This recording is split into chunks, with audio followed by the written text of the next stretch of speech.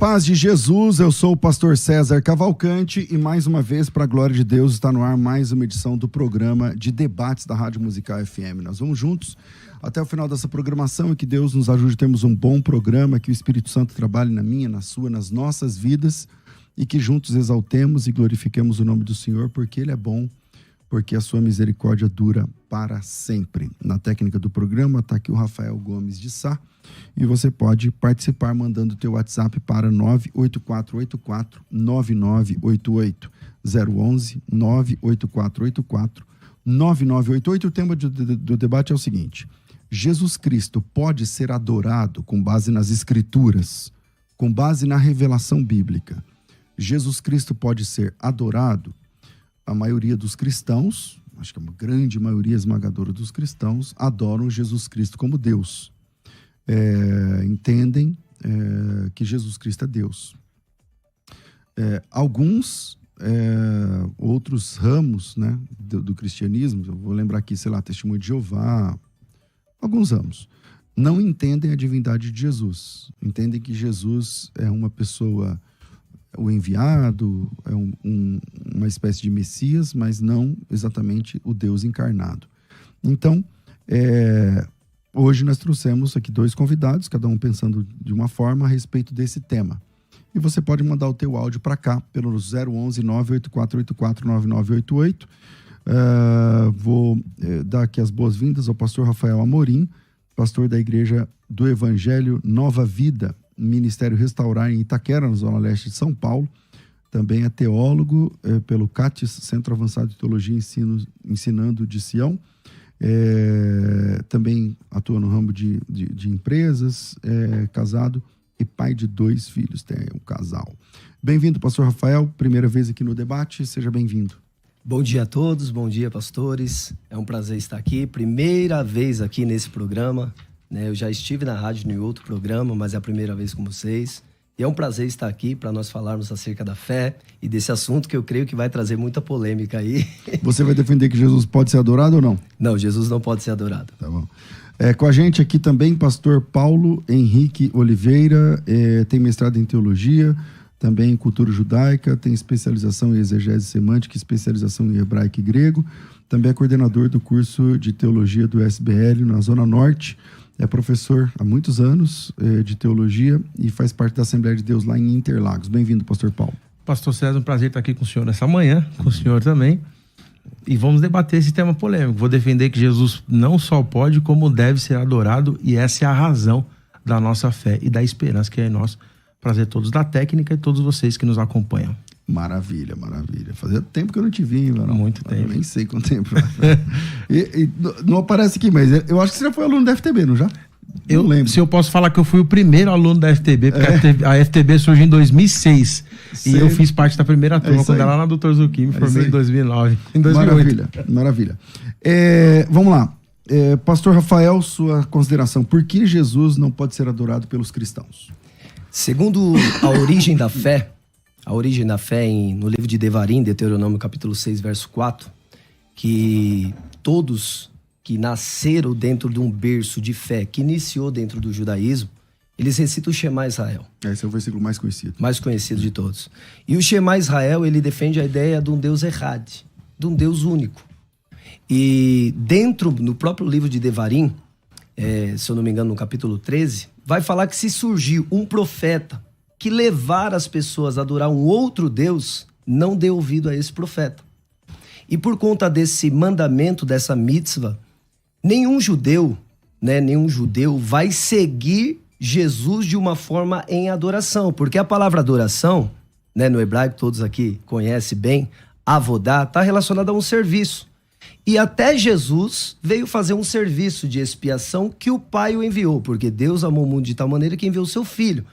E se Jesus veio a serviço do Pai, ele veio trazer uma adoração ao Eterno. O serviço é essa adoração, né?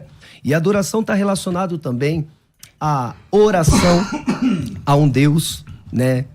E como que se ora a Jesus? Sendo que não tem instrução nenhuma, nem no Tanar, nem na Brit Hadashah, nem no Antigo Testamento, nem no Novo, assim conhecido, para orar a Jesus. E a adoração está relacionada também ao ato de orar, né? No grego, latreu.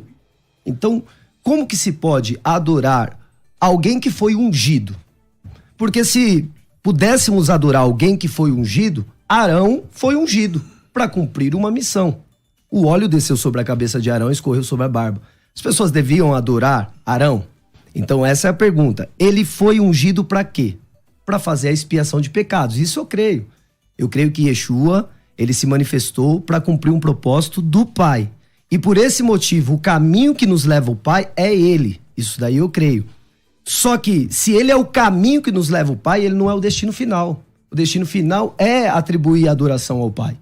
E por isso, através dele, do serviço que ele fez, da caparada, da expiação de pecados, adoramos ao Pai. Com base no Shema Israel e em Mateus capítulo 4, que o próprio Yeshua falou para Ra-Satã: adorará somente o Senhor teu Deus. Ok, pastor Paulo. É bastante coisa fora de contexto, né?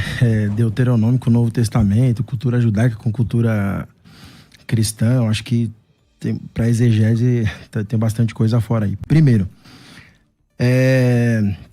Shema Israel Adonai Elohim Adonai Errad.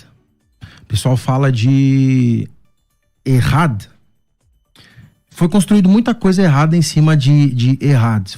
O que é numeral ordinal e numeral cardinal? Só para o pessoal entender que está em casa, eles estão falando dessa palavra Errad, aí é a palavra um ou único que aparece lá em Deuteronômio capítulo 6. Então toda vez que eles falarem essa palavra Errad, significa essa palavra aí, já que o auditório, o pessoal que ouve a gente é geralmente leigo. Segue aí, pastor Paulo.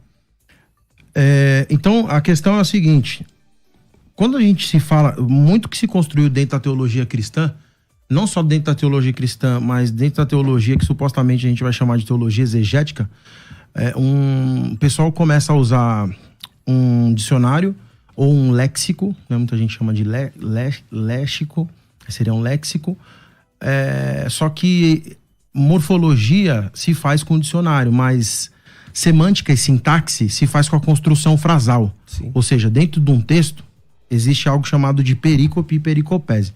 Então, Shema Israel Adonai Elohim Adonai Errad, se fosse ouve ou ouça, ó Israel, o Senhor teu Deus é um, a construção ali de um ou único seria, se fosse numérico, seria Ahat, porque um em hebraico é Ahat.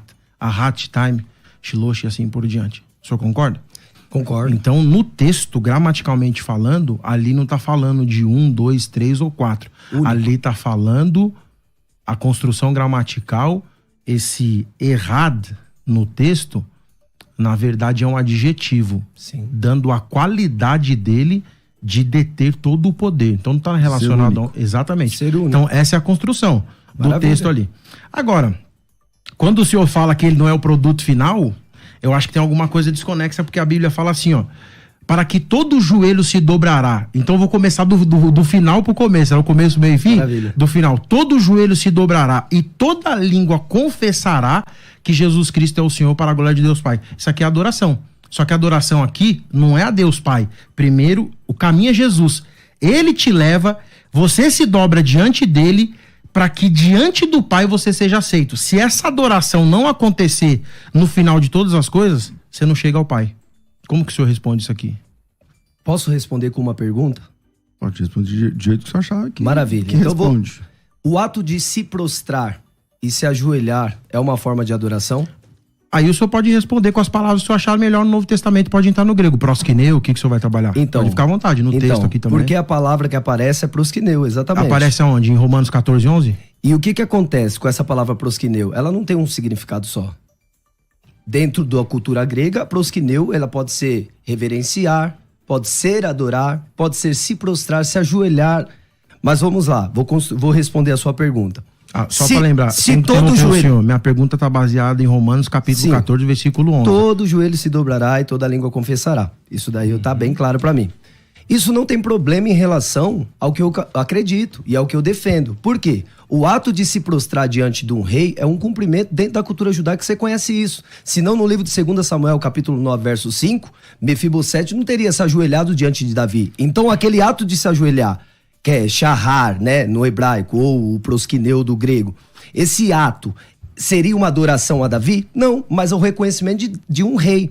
E Yeshua, ele vem do reinado de Davi, da tribo de Judá. Então, por esses méritos, ele também recebia o proscrineu, a reverência, o ato de se ajoelhar. Então, todo joelho se dobrará diante do rei? É claro, ele governará e reinará sobre nós. Isso é bem claro. E esse verso não tem problema nenhum.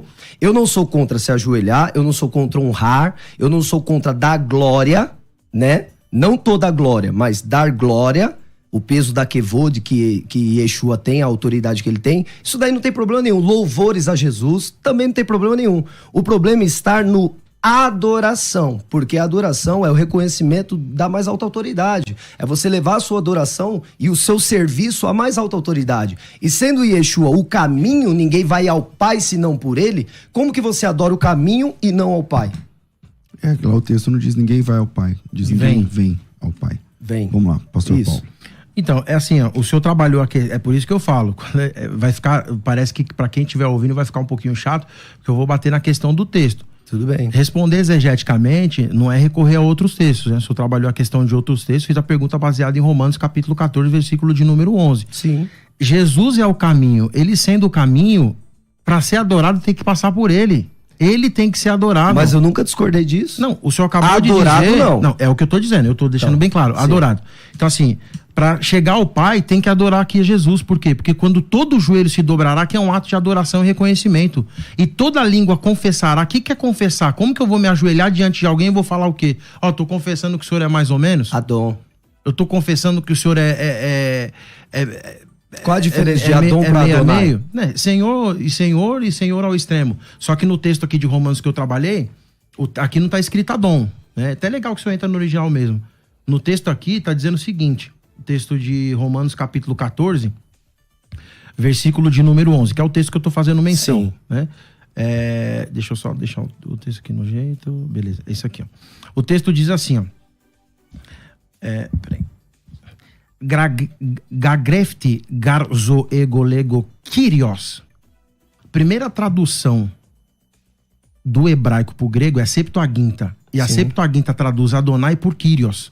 Então aqui não é Adon. Aqui é Adonai. Se o senhor quiser discordar, usa Septuaginta e outra tradução para discutir. Tô trabalhando em cima do texto. O senhor trabalhou o que é Adon, tô trabalhando Adon e Adonai. Grego e hebraico junto. O texto continua dizendo o seguinte. Leia o texto, por favor. Vou continuar lendo o texto em grego. Que vocês estão lendo? Romanos capítulo 14, versículo 11. Egoleg kyrios rotiemu campesi pangoni kai passa glossa, com a sua língua, né, confessará, exomoligesti tutel, e toda língua confessará que Jesus Cristo é Deus. Se é assim que o senhor quer, porque se Adonai é Deus, Kyrios é a mesma tradução. Tudo bem. Ou se o senhor quiser pegar a tradução de Deuteronômio capítulo 6, versículo 4 e ler no grego, a expressão que vai estar ali vai ser Kyrios. Mas ali não está no grego, né? Aí não, nós estamos fazendo da primeira tradução. Não, mas a primeira tradução do grego do hebraico pro grego. Tudo bem. A primeira tradução. Mas no hebraico aparece o nome do Eterno. Sim. Isso. E na tradução, os judeus não colocaram o nome do Eterno. Todos nós sabemos disso. Qual tradução? Do nome do tetragrama. Todas as vezes que aparece o tetragrama, eles substituíram. O judeu não coloca porque eles não colocam mesmo. Não coloca mesmo. Não é porque ele quer dizer que Allah não é outra Deus. Coisa. Não, mas calma, vamos lá. Vamos lá, deixa eu responder. Coloca. Tudo bem, vamos lá. Vou responder a sua questão. Então vamos lá. Jesus é Deus na sua concepção? É. Então na minha também. É que para você ele é um Deus menor. Não existe esse fato de Deus menor. Peraí, você tá dizendo que, então, se Jesus é Deus, por que ele não pode ser adorado? Calma, vamos lá. Mamon é Deus? Mamon não existe. E Baal? Então, é um senhor. Então, ele existe em algum lugar? Ele existe em outras culturas. Não. A pergunta não foi essa. O Baal existe em um lugar? Tem um lugar que o Baal é Deus? Em algum lugar, realmente? Ele não é um poder? Ra-Satã não é um poder? Mas ele existe? Ele não é um poder? Então, ele existe num lugar, pastor? Ele existe nas potestades do ar.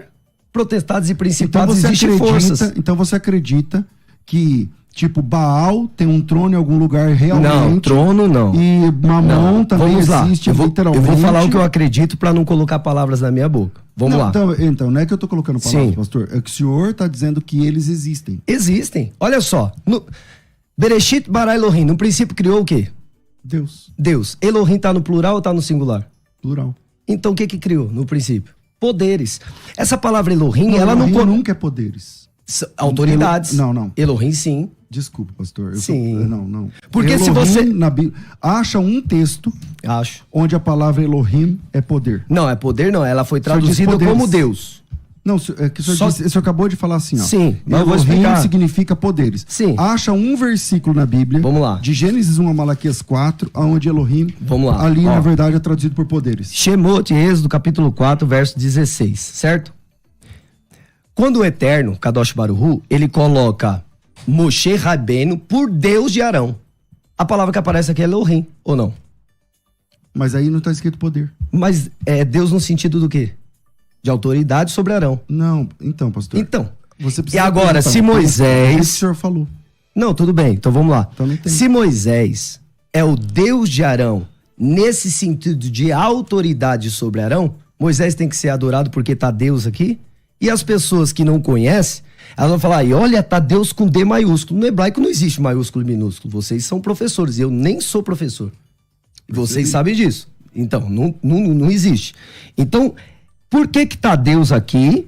Por que tá Deus? O Eterno colocou Moisés por Deus de Arão e vocês estão falando que não é no sentido de autoridade. Então, se não é no sentido de autoridade sobre Arão, então Moisés tem que ser adorado? Pastor Paulo. Beleza. Pra mim ficou clara a questão do Romanos capítulo 14, versículo 11. O senhor saiu, não respondeu? Não, eu respondi. Não respondeu. Pra mim, não. Porque todo Então, se o joelho senhor for pode dobrar, toda língua pode confessar. Eu provei pro senhor gramaticalmente Tudo falando bem. que ali é Deus, usando a gramática da palavra. O senhor não respondeu, não é pra discutir. Então, mas se o nós- senhor quiser trabalhar o texto, eu vou respeitar. Agora eu vou responder aqui, porque o Sim. senhor tava falando com o pastor Não, Sérgio. sim, só pra você, pra ficar claro que eu respondi no sentido do quê? Jesus, qual o problema dele ser intitulado Não, Deus? eu entendi. Não, mas eu agora o entendi. tempo é dele. Vamos lá. Tá. Agora a questão Olha é lá. a seguinte: o senhor fez a comparação de Moisés aí com Arão e tudo mais. Então, beleza, ficou claro pra mim onde o senhor queria chegar. E era aqui que eu queria trabalhar. O que faz? O senhor falou que Jesus é Deus, certo? No sentido de autoridade. Isso, falou que Jesus Nos é céus Deus. e Eu na tô terra. falando que Jesus é Deus igual ao Pai. E essa teologia da igualdade, quem apresenta é a teologia joanina e a teologia paulina.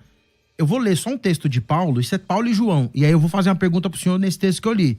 O senhor falou de hebraico, vou bater também no grego, que o senhor vai trabalhar no Novo Testamento, tanto em um quanto em outro. Se eu quiser entrar, eu vou entrar tranquilo. E não é demagogia, porque eu faço Tudo bem. exercício disso na minha área, sou Maravilha. profissional aqui.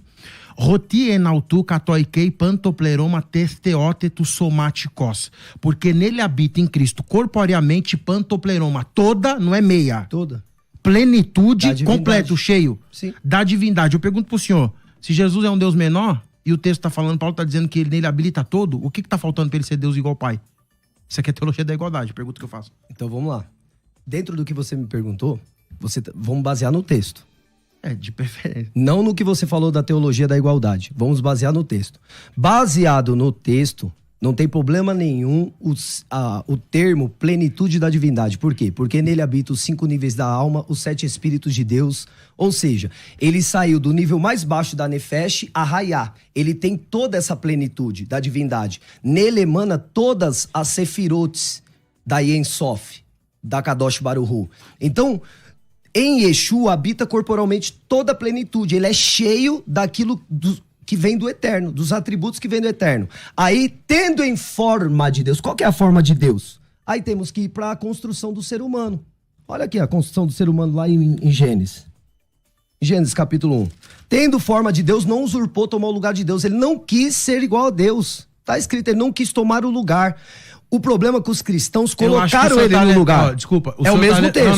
Não tem nada a ver. O mesmo texto? Não é Colossenses. O que o senhor tá fazendo a menção aí é Filipenses. E o senhor tá lendo o texto errado. Abre o texto e vamos ler em português. Não vou nem entrar no grego. No português aí. Filipenses capítulo 2, versículo 5 é o texto que o senhor tá fazendo menção. Lê, Tudo por favor. bem, mas não fala faz da a plenitude? leitura. Não, o senhor tá Vamos falando fazer. que ele... O que o senhor falou aí, na verdade, nem tá no Filipenses. texto. Capítulo 2, versículo 5. Vamos lá. Vamos lá. Tende vós o mesmo sentimento que houve também em Cristo. Pois ele, subsistindo em forma de Deus... Tá tudo, essa tradução, desculpa, com todo respeito e carinho, tá errada. Quer vir nessa?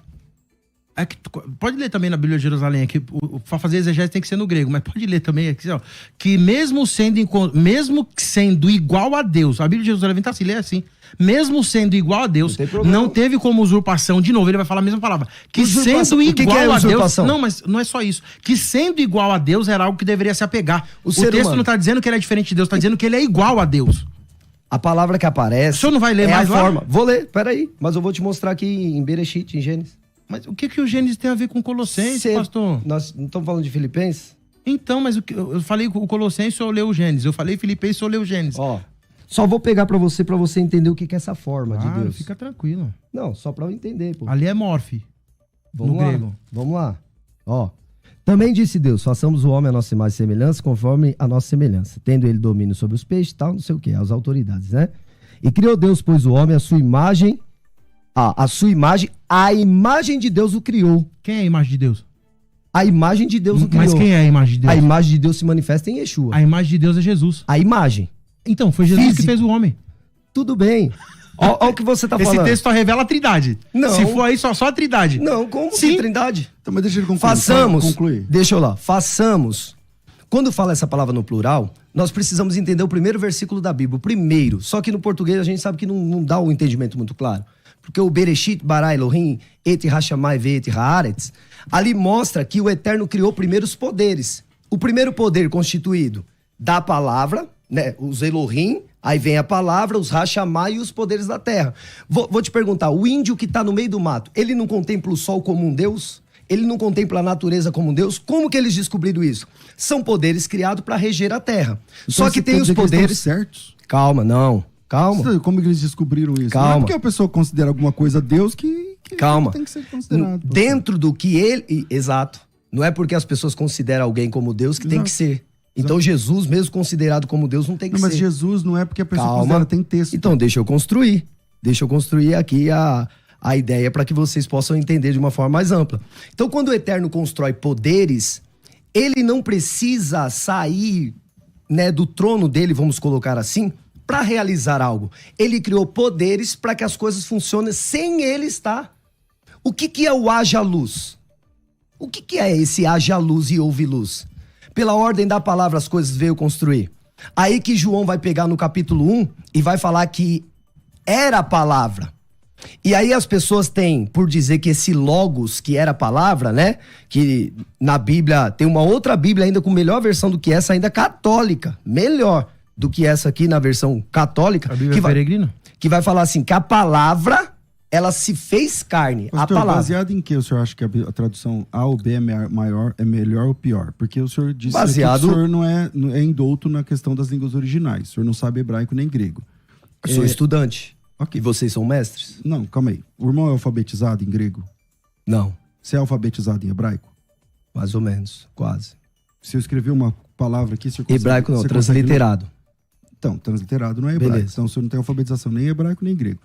Baseado em que o senhor define que uma Bíblia é boa ou ruim? Baseado nas traduções.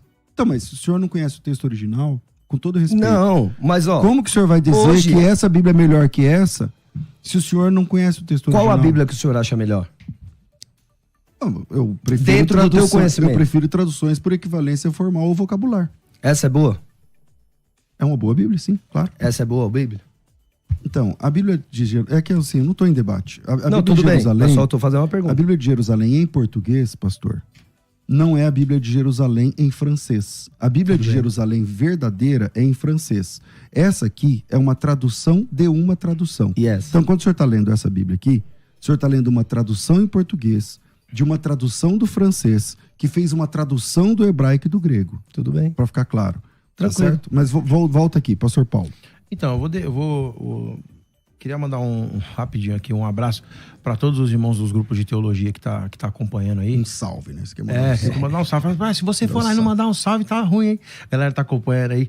Pastor Lindel, todos os meus alunos, pastor Tiago, um monte de pastor ligado aí. Deus abençoe vocês.